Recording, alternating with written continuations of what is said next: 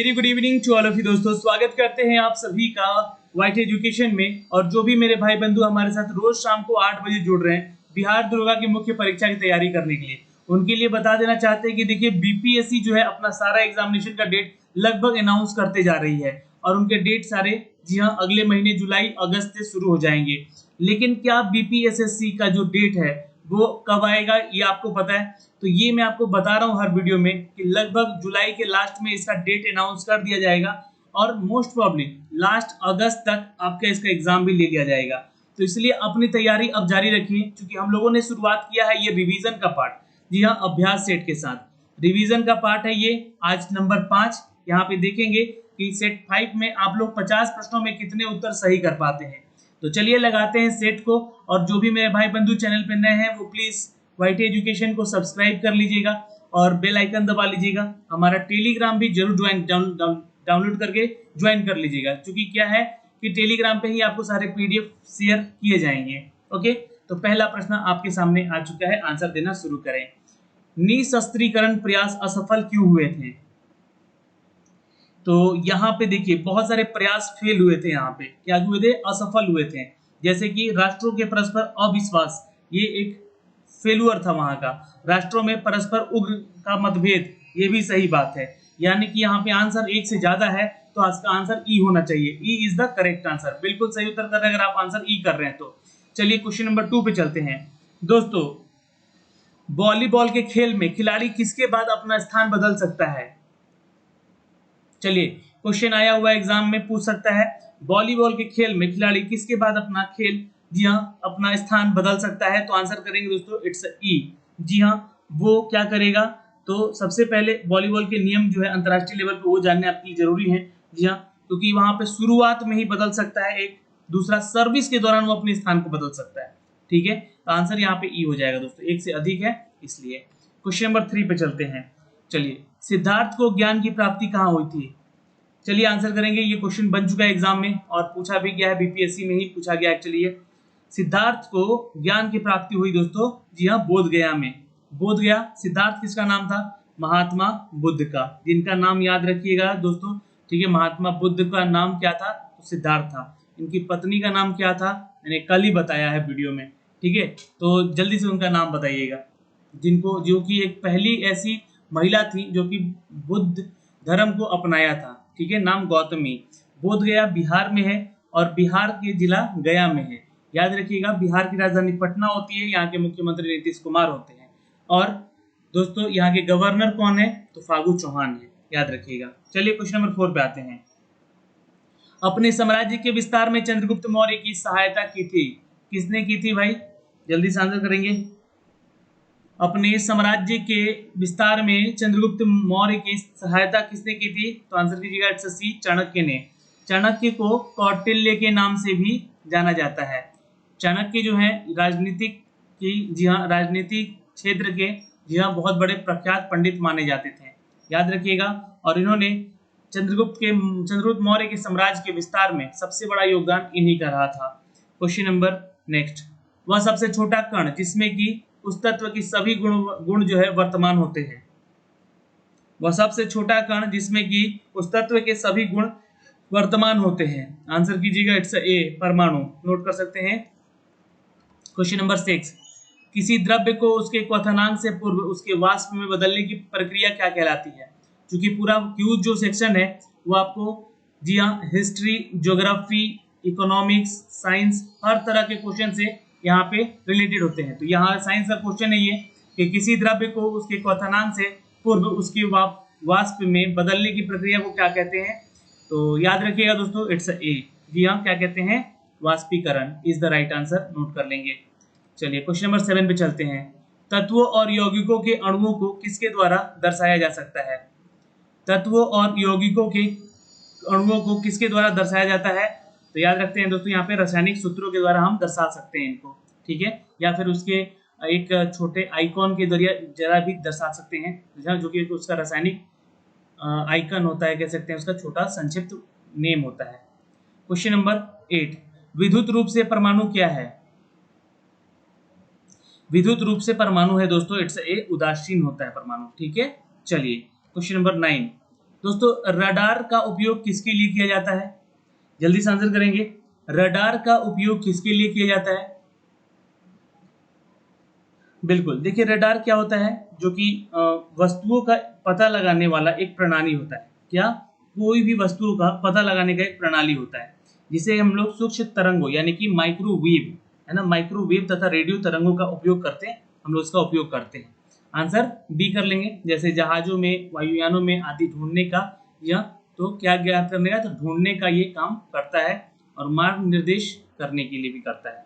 Okay, चलिए question number 10, निम्नलिखित में युग्मों में से कौन सा एक युग्म सम्मिलित नहीं है? नहीं बोला गया है, जल्दी से आंसर करेंगे यहाँ पे। बिल्कुल आंसर करेंगे दोस्तों यहाँ पे, इट्स अ सी। जी हाँ, जो कि निकोलस स्टर्न को निर्माण प्रौद्योगिकी का बोला गया है। तो निकोलस स्टर्न किसकी खोज करता थे?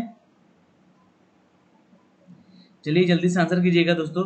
जी हाँ, निकोलस जो है पहले यूरोपीय खगोल शास्त्री थे, ठीक है, जो कि यहाँ पे प्रौद्योगिकी से रिलेटेड बताया गया है, तो यहाँ पे ये गलत होगा। ठीक है, ये चलचित्र फिल्म से रिलेटेड है, डिक्सन, और चार्ल्स बाबेज कंप्यूटर से संबंधित है, और ब्रायन ग्रीन आपके, जी हाँ, रज्जु सिद्धांत से संबंधित है।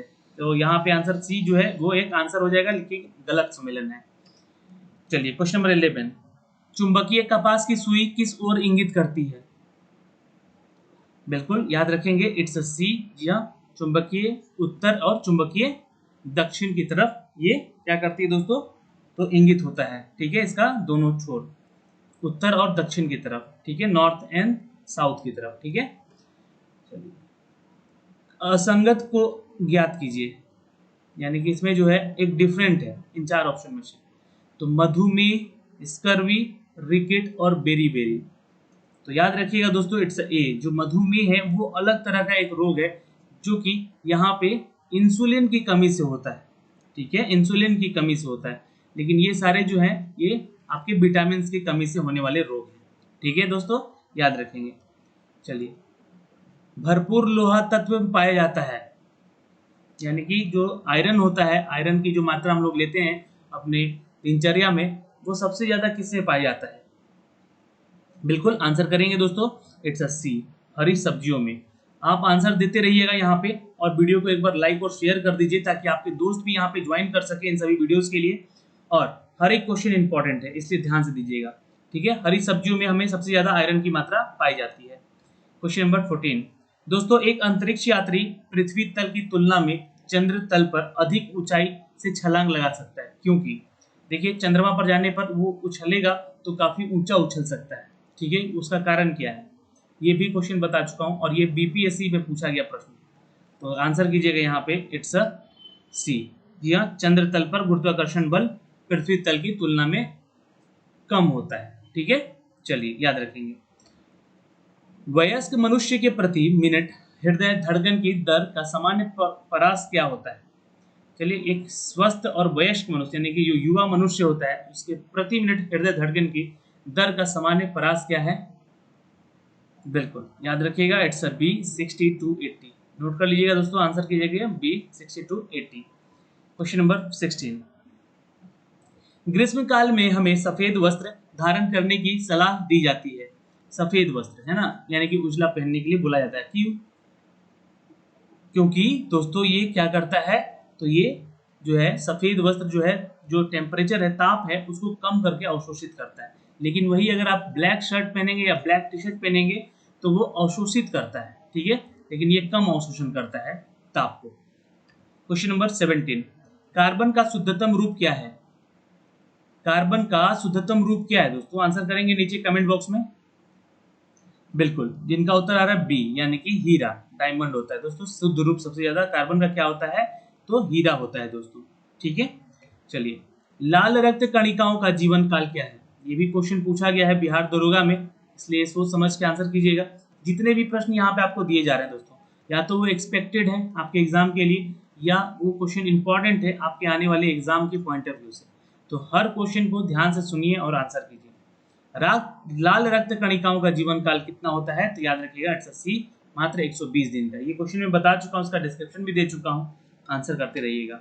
चलिए क्वेश्चन नंबर 19 पे चलते हैं। किसके दंश के कारण मलेरिया होता है? किसके डसने से, ठीक है, याद रखिएगा आंसर ये हो जाएगा एनोफ्लीज मच्छर के चलते, जो कि मादा मच्छर होना चाहिए। जी हाँ, एनोफ्लीज मच्छर की एक प्रजाति है जो कि मादा मच्छर होती है और वो काटने से हमें मलेरिया हो सकती है। मलेरिया का जो लक्षण है वो इसमें जी हाँ बुखार आना, उल्टियाँ होना भी शामिल है। चलिए दोस्तों, हाई हील और अथवा नुकीले जूते हानिकारक हैं क्योंकि हाई हील और अथवा नुकीले जूते जो हैं वो हानिकारक हैं। जी हाँ, आंसर कीजिएगा। उनके कारण पीठ का दर्द जो है वो बहुत ही ज़्यादा बढ़ सकता है। ठीक है, तो जो महिलाएं हाई हील पहनती हैं, ठीक है, वो ध्यान देंगे, और जो लॉन्ग बूट पहनते हैं और उसमें हील रहता है कुछ ज़्यादा पुरुषों का, वो भी छात्र यहाँ पे ध्यान देंगे। उससे उनके पीठ का दर्द बढ़ सकता है सबसे ज़्यादा। जो आप हमारा मेरुदंड है यहाँ पे पीछे, ठीक है, वो बहुत ही ज़्यादा प्रभावित हो सकता है उससे। नेक्स्ट क्वेश्चन, इंसुलिन की कमी के कारण कौन सा रोग होता है? मैंने अभी थोड़ी देर पहले बताया आपको। जी हाँ, उसका नाम है मधुमेह, लेकिन यहाँ पे उसका नाम इंग्लिश में दिया गया है डायबिटीज। जी हाँ, इंसुलिन का कमी के कारण होता है, डायबिटीज की कमी के कारण। ठीक है, याद रखिएगा होने वाला रोग क्या है, तो डायबिटीज होता है, या तो मधुमेह होता है, तो किसकी कमी से, तो इंसुलिन की कमी से। ठीक है, चलिए दोस्तों, खाद्य ऊर्जा को हम किस इकाई में माप सकते हैं? चलिए आंसर कीजिएगा नीचे कमेंट बॉक्स में। आप लोग सभी जितने भी छात्र यहाँ पे जुड़ रहे हैं वो लोग प्लीज वीडियो को एक बार लाइक और शेयर कीजिएगा, ताकि आपके लाइक से ही हमें मोटिवेशन मिलता है और हम डेली आपके लिए अब 3 वीडियो लेकर आ रहे हैं। जी हाँ, आपका पहला वीडियो सुबह का करंट से रिलेटेड रह रहा है, जो कि स्टैटिक जीके का ये वीडियो दिया जा रहा है यहाँ पे आपको, और यहाँ पे अलग अलग टॉपिक के क्वेश्चन दिए जा रहे हैं। ये सुबह 9 बजे चल रहा है, इस वीडियो को देखना ना भूलें। उसके अलावा दोपहर 12 बजे आपको एक वीडियो दिया जा रहा है, जो कि आपके आरआरबी, एनटीपीसी, एसएससी से रिलेटेड वो वीडियो है। एसएससी का बहुत सारा फॉर्म आया हुआ है, उसके लिए भी वीडियो बहुत ज़्यादा आपको इंपॉर्टेंट होगा, इस वीडियो को जरूर देखिएगा। चलिए क्वेश्चन नंबर 22 का आंसर कर दीजिएगा दोस्तों। इट्स ए, खाद्य ऊर्जा को हम किस इकाई में माप सकते हैं, तो कैलोरी में। क्वेश्चन नंबर 23, वृत्ताकार आकृति वाला यूएसएसआर द्वारा सर्वप्रथम छोड़ा गया एक भू उपग्रह कौन सा था? चलिए, यूएसएसआर के द्वारा छोड़ा गया एक उपग्रह कौन सा था? चलिए आंसर कर लेंगे दोस्तों। इट्स ए, स्पुतनिक प्रथम। ये प्रथम यहाँ छूट गया लिखना, लिख लीजिएगा आप लोग, है ना, ये नोट कर लीजिएगा। स्पुतनिक प्रथम था, जो कि यूएसएसआर यानी कि रशिया जब शामिल था इनके साथ इस ग्रुप में, तभी ये उपग्रह जो है, भू उपग्रह जो छोड़ा गया था। जी हाँ, चलिए क्वेश्चन नंबर 24, भारत का प्रथम उपग्रह आर्यभट्ट कब छोड़ा गया? तो भारत का देखिए यहाँ से 2 क्वेश्चन बना। भारत का प्रथम उपग्रह जिसका नाम आर्यभट्ट है, ठीक है, आर्यभट्ट है, और इसको छोड़ा कब गया था, तो याद रखिएगा सन 1975 में। ठीक है, याद रखिएगा दोस्तों, ये क्वेश्चन पूछ सकता है एग्जाम में, इसलिए मैंने बताया है। और भारत के प्रथम कृत्रिम उपग्रहों में से एक है ये, आर्यभट्ट रखा गया था नाम इसका, और ये नाम हमारे देश के एक प्रसिद्ध खगोल शास्त्री के नाम पर रखा गया था, जो कि एक गणितज्ञ भी थे। और आपको बता दें कि 360 किलो, जी हाँ 360 किलो का, ठीक है, 360 किलो का यह उपग्रह जो है 19 अप्रैल 1975 को छोड़ा गया था। जी हाँ, नोट कर सकते हैं। आइए क्वेश्चन नंबर 25 पे चलते हैं दोस्तों। पेट में भोजन को पचाने के लिए निम्नलिखित में से किसकी आवश्यकता खास होती है? बिल्कुल आंसर करते रहिएगा, यहाँ पे हर क्वेश्चन का आंसर जरूरी है देना आपका। बिल्कुल C is the right answer. हर क्वेश्चन के लिए 2 से 3 सेकंड का समय भी दिया जा रहा है, यहाँ पे आंसर करके जाइएगा। एंजाइम नोट कर सकते हैं दोस्तों। चलिए क्वेश्चन नंबर चलते हैं 26 पे। परम ताप का वह शुरुआती बिंदु कौन सा है जहां पर सभी आणविक गति बंद होती है? चलिए दोस्तों, आंसर नीचे कमेंट बॉक्स में कमेंट कीजिएगा। परम ताप का वह शुरुआती बिंदु कौन सा है जहां पर सभी आणविक गति बंद होती है? आंसर कीजिएगा। इट्स ए, जी हाँ, परम शून्य। नोट कर सकते हैं, इट्स ए, परम शून्य। क्वेश्चन नंबर 27 दोस्तों, आदर्श गैस की ऊर्जा निर्भर करती है, किस पे निर्भर करती है? बिल्कुल जल्दी से आंसर करेंगे। आदर्श गैस की ऊर्जा किस पे निर्भर करती है? फटाफट आंसर कीजिए। आप लोग का आंसर बहुत स्लो आ रहे हैं यहाँ पे। जितने लोग देख रहे हैं एक बार प्लीज वीडियो को लाइक कीजिएगा यार। नेक्स्ट आंसर करेंगे, इट्स से, जी हाँ, मोलों की संख्या पर निर्भर करती है दोस्तों। जी हाँ, आदर्श गैस एक काल्पनिक सैद्धांतिक गैस है। जी हाँ, काल्पनिक सैद्धांतिक गैस है ये एक तरह का, ठीक है, याद रखिएगा, पूछता है अक्सर एग्जाम में। और ये डिपेंड करता है उसकी मोलों की संख्या पे, किसी भी गैस की ऊर्जा को निर्भरता होती है।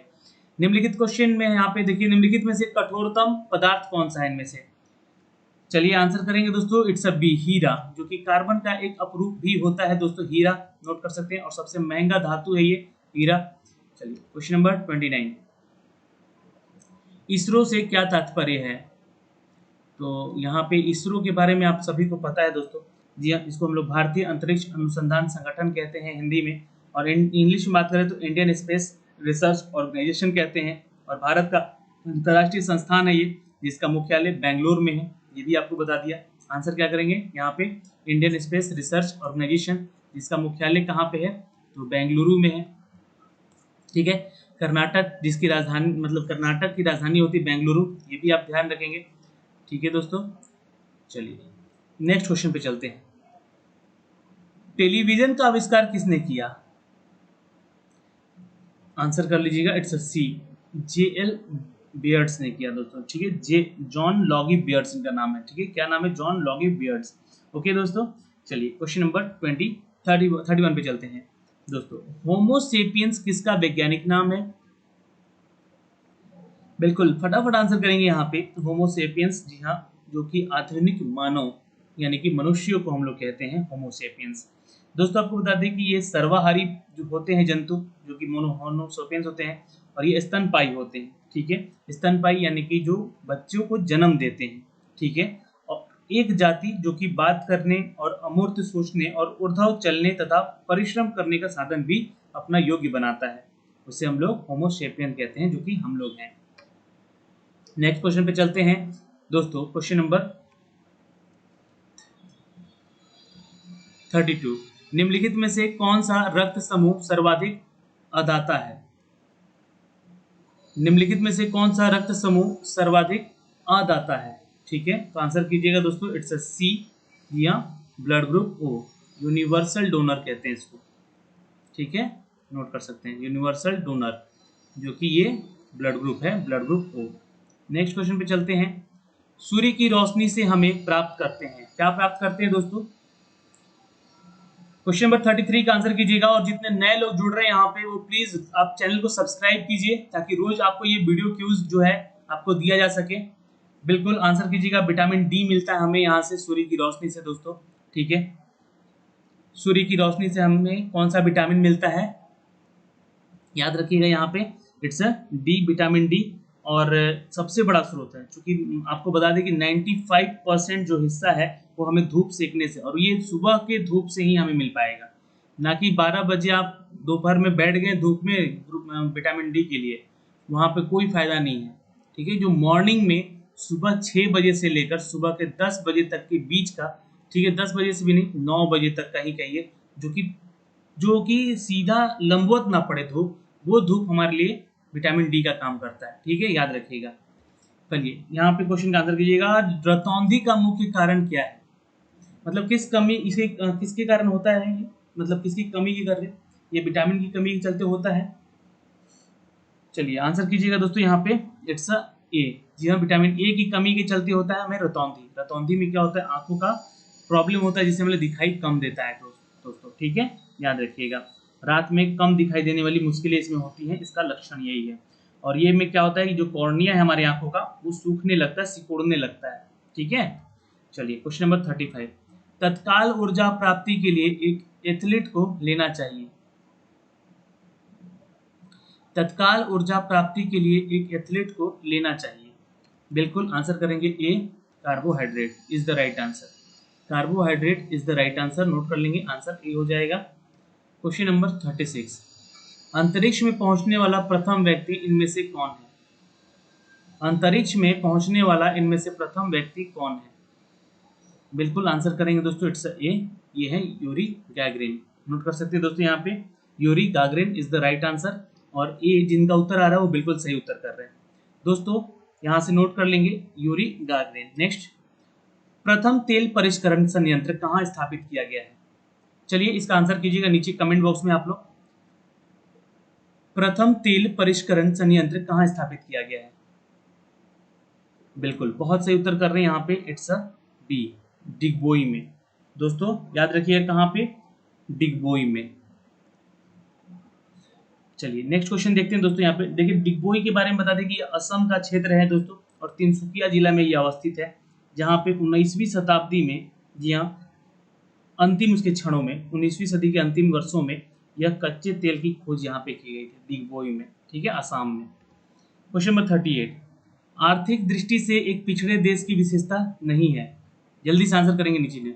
आर्थिक दृष्टि से अगर कोई पिछड़ा देश का विशेषता नहीं बोला गया है, इट मीन्स की आंसर यह प्राथमिक क्षेत्र में निम्न श्रम अनुपात होना, ठीक है, कम होना, श्रम अनुपात का कम होना, ठीक है दोस्तों, आंसर डी हो जाएगा। क्वेश्चन नंबर 39, भूतल के किसी बिंदु से गुजरने वाली मध्य रेखा तथा प्रधान मध्य रेखा के मध्य की कोणिक दूरी उक्त बिंदु को क्या कहते हैं?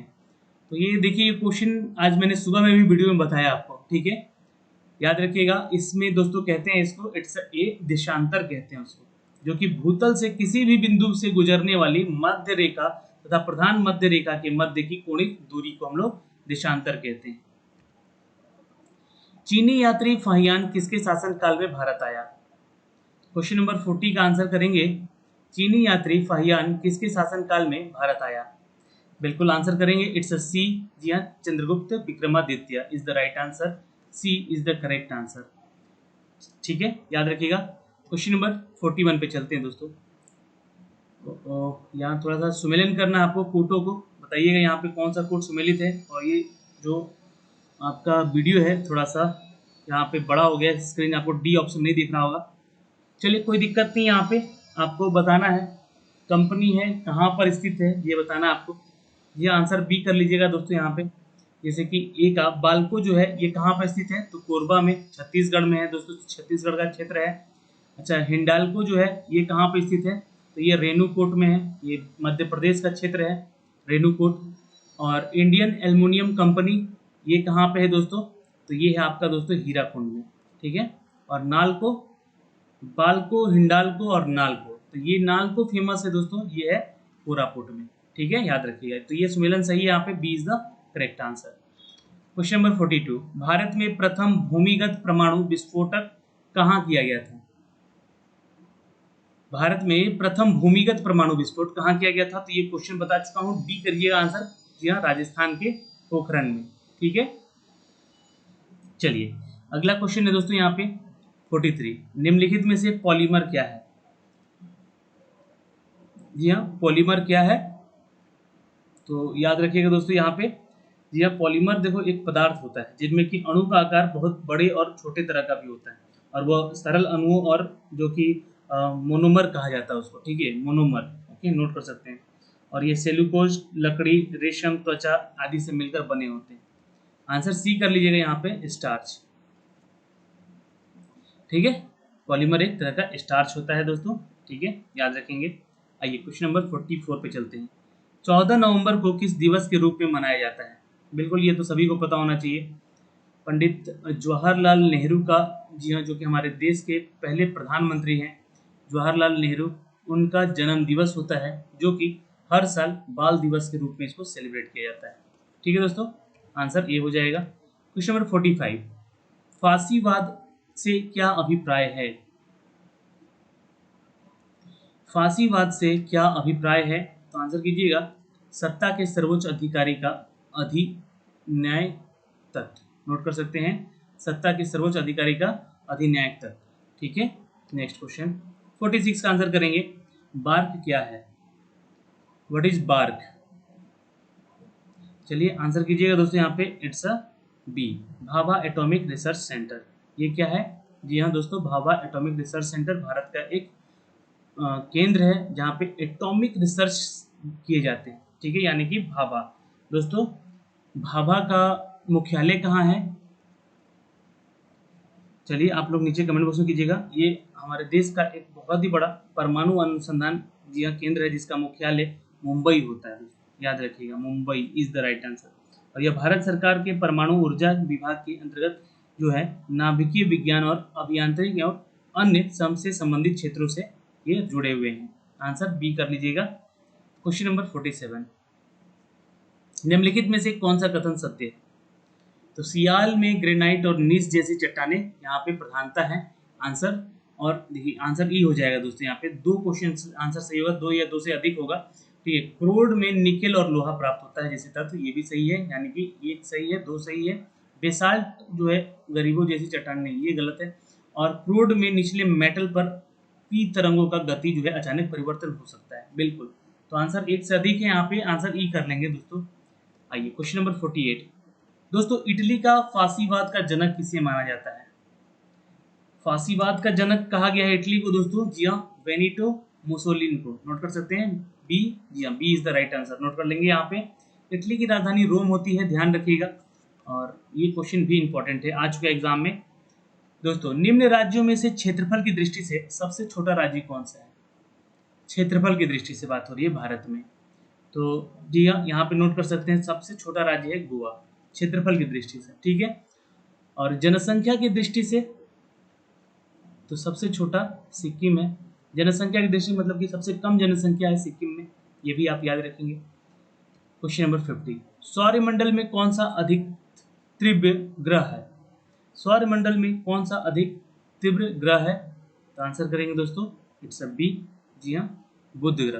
क्यों तीव्र है यानी कि तेज क्यों है? क्योंकि ये सूर्य की परिक्रमा सबसे पहले कर लेता है। क्यों कर लेता है? क्योंकि सूर्य के सबसे पास का ये ग्रह है, इसको ज़्यादा डायमीटर घूमने का जरूरत नहीं पड़ता है, इसलिए सबसे पहले भी ये परिक्रमा कर लेता है और तेज भी घूमता है सबसे, ये भी एक कारण है, ठीक है। तो दोस्तों आज के इस वीडियो सिनारियो में हमने आपसे 50 प्रश्न पूछे, आपके कितने उत्तर यहाँ पे सही हुए ये हमें कमेंट बॉक्स में कमेंट करके जरूर बताएंगे। और वीडियो कैसा लगा हमें एक लाइक और शेयर करके भी जरूर बताइएगा, और वीडियो को खासकर अपने दोस्तों के ग्रुप में शेयर जरूर कर देंगे। आज के लिए इतना ही, मिलते हैं अगले वीडियो में। चैनल पर नए हैं तो चैनल को सब्सक्राइब कीजिएगा बेल आइकन दबा के। बाय बाय, टेक केयर, ध्यान रखिएगा अपना और अपने परिवार का।